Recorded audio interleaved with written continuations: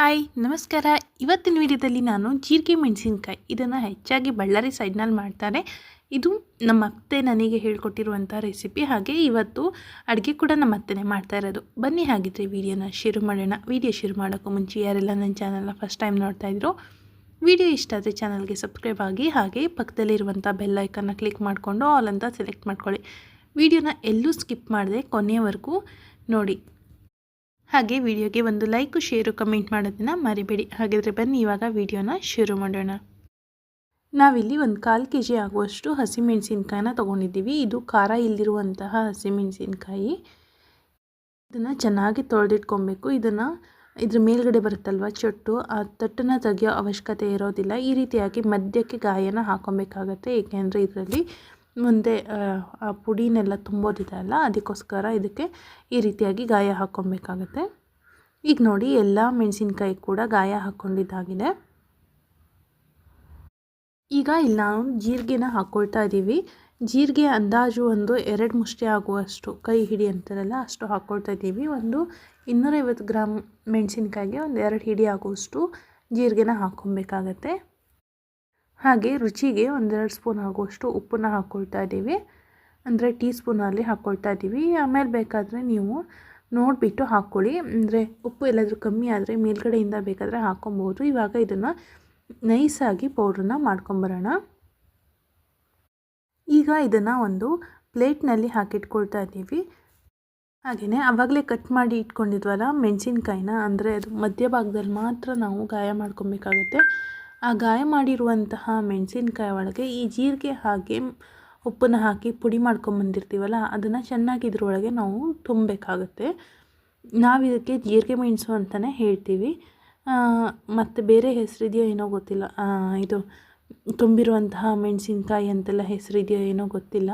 ನನಗೆ ನಮ್ಮ ಅತ್ತೆ ಹೇಳಿದ್ದು ಅದ್ರ ಹೆಸರು ಜೀರಿಗೆ ಮೆಣಸಿನ್ಕಾಯಿ ಅಂತಲೇ. ಇದು ತುಂಬಾ ಟೇಸ್ಟ್ ಆಗುತ್ತೆ. ನಾವು ಮಜ್ಜಿಗೆ ಊಟಕ್ಕೆಲ್ಲ ತೊಗೊಂಡು ಊಟ ಮಾಡೋ ಹಾಗಿದ್ರೆ ತುಂಬ ಚೆನ್ನಾಗಾಗುತ್ತೆ. ಏನೇ ಇಲ್ಲ ಮನೇಲಿ, ಏನೇ ಸಾಂಬಾರಿಲ್ಲ ಅಂತಾದರೂ ಈ ರೀತಿಯಾಗಿರೋವಂಥ ಒಂದು ಮೆಣಸಿನ್ಕಾಯಿ ಇದ್ದರೆ, ಮೆಣಸಿನ್ಕಾಯಿ ತಿನ್ನೋರಿಗಂತೂ ತುಂಬ ಇಷ್ಟ ಆಗುತ್ತೆ. ಒಂದು ಸಲ ಟ್ರೈ ಮಾಡಿ ನೋಡಿ, ತುಂಬಾ ಚೆನ್ನಾಗಾಗುತ್ತೆ. ನಾನಂತೂ ನಂಗೆ ಮದುವೆ ಮುಂಚೆ ಈ ರೀತಿಯಾಗಿ ಮಾಡ್ತಾರೆ ಅನ್ನೋದು ಗೊತ್ತಿರಲಿಲ್ಲ. ನಮ್ಮ ಅತ್ತೆ ಹೇಳ್ಕೊಟ್ರ ಮೇಲೆ ನಾನು ಕಲ್ತ್ಕೊಂಡಿರೋದು. ಈಗ ಎಲ್ಲ ಮೆಣಸಿನ್ಕಾಯಿನ ಕೂಡ ಇದೇ ರೀತಿಯಾಗಿ ತುಂಬಿ ಇಟ್ಕೊಳ್ಳೋಣ. ಹಾಗೆಯೇ ಕೊನೆಯದಾಗಿ ಆ ಪೌಡ್ರ್ ಇರುತ್ತಲ್ಲ ಮಾಡಿಟ್ಟಿರುವಂತಹದ್ದು, ಅದೆಲ್ಲಾದರೂ ಉಳಿದ್ರೆ ಅದನ್ನು ವೇಸ್ಟ್ ಮಾಡೋದಕ್ಕೆ ಹೋಗಬೇಡಿ, ಅಂದರೆ ತೆಗ್ದು ಎಸೆಯೋದಕ್ಕಾಗಲಿ ಹೋಗಬೇಡಿ. ಅದನ್ನು ಹಾಗೆ ತೆಗೆದಿಟ್ಕೊಳ್ಳಿ. ಅದು ಲಾಸ್ಟಿಗೆ ನಾವು ಹಾಕೋದಕ್ಕೆ ಅದು ಬೇಕಾಗತ್ತೆ. ಅದಿಲ್ಲ ಅಂತಾದರೆ, ಖಾಲಿಯಾಗಿದೆ ಅಂತಾದರೆ ತೊಂದರೆ ಇಲ್ಲ. ಎಲ್ಲಾದರೂ ಉಳಿದಿದೆ ಅಂತಾದರೆ ಇಟ್ಕೊಳ್ಳಿ ಅದನ್ನು. ಈಗ ಒಂದು ಬಾಣಲೆನ ಬಿಸಿ ಮಾಡ್ಕೊಳ್ಳೋದಕ್ಕೆ ಇಟ್ಕೊಂಡ್ಬಿಟ್ಟು ಇದಕ್ಕೆ ಸ್ವಲ್ಪ ಎಣ್ಣೆನ ಹಾಕ್ಕೊಳ್ತಾ ಇದ್ದೀವಿ. ಎಣ್ಣೆ ಬಿಸಿ ಆದ್ರ ಮೇಲೆ ಇದಕ್ಕೆ 1 ಸ್ಪೂನ್ ಆಗುವಷ್ಟು ಸಾಸಿವೆನ ಹಾಕ್ಕೊಬೇಕಾಗತ್ತೆ. ಸಾಸಿವೆ ಸಿಡಿಯೋಕ್ಕೆ ಶುರು ಆದ್ರ ಮೇಲೆ ಇದಕ್ಕೆ ಹಸಿಮೆಣಸಿನ್ಕಾಯಿನ ಹಾಕ್ಕೊಳ್ತಾ ಇದ್ದೀವಿ. ಅಂದರೆ ಇವಾಗ ತುಂಬಿಟ್ಟಿರುವಂತಹ ಹಸಿಮೆಣಸಿನ್ಕಾಯಿ ಇರುತ್ತಲ್ವ, ಇದನ್ನು ಹಾಕ್ಕೊಳ್ತಾ ಇದ್ದೀವಿ. ನಂತರ ಆ ಉಳಿದಿರುವಂತಹ ಪೌಡ್ರ್ ಇರುತ್ತಲ್ವ, ಅದನ್ನು ಕೂಡ ಇದಕ್ಕೆ ಹಾಕ್ಕೊಳ್ತಾ ಇದ್ದೀವಿ. ಅದು ಮೇಲ್ಗಡೆಯಿಂದ ಮತ್ತು ಸುಮಾರು ಉಳಿದಿತ್ತು ಆ ಪೌಡ್ರು, ಅದನ್ನೆಲ್ಲದನ್ನು ಇದಕ್ಕೆ ಹಾಕ್ಕೊಳ್ತಾ ಇದ್ದೀವಿ. ಇವಾಗ ಒಂದು ಸಲ ಚೆನ್ನಾಗಿ ಹೀಗೆ ಮಿಕ್ಸ್ ಮಾಡ್ಕೊಳ್ಳೋಣ. ಒಂದು 2-3 ನಿಮಿಷ ಇದು ಎಣ್ಣೆಯಲ್ಲಿ ಇದೇ ರೀತಿಯಾಗಿ ಫ್ರೈ ಆಗಬೇಕು. ಈ ಒಗ್ಗರಣೆ ಎಲ್ಲ ಮಾಡೋಕ್ಕೂ ಮುಂಚೆನೇ ನಾವು ಹುಣಸೆ ಹಣ್ಣನ್ನು ನೆನೆಸಿಟ್ಕೊಬೇಕಾಗತ್ತೆ. ನಾನು ಇಲ್ಲಿ ಒಂದು ದೊಡ್ಡ ನಿಂಬೆಹಣ್ಣಿನ ಗಾತ್ರದಷ್ಟು ದೊಡ್ಡದು ಹುಣಸೆ ಹಣ್ಣನ್ನು ಬಿಸಿ ನೀರಿನಲ್ಲಿ ನೆನೆಸಿಟ್ಕೊಳ್ತಾ ಇದ್ದೀವಿ. ಇವಾಗ ನೆಂದಿರುವಂತಹ ಹುಣಸೆ ಹಣ್ಣಿನ ರಸ ಇರುತ್ತಲ್ವ, ಹುಣಸೆ ಹಣ್ಣಿನ ರಸನ ಇದಕ್ಕೆ ಹಾಕ್ಕೊಳ್ಳೋಣ.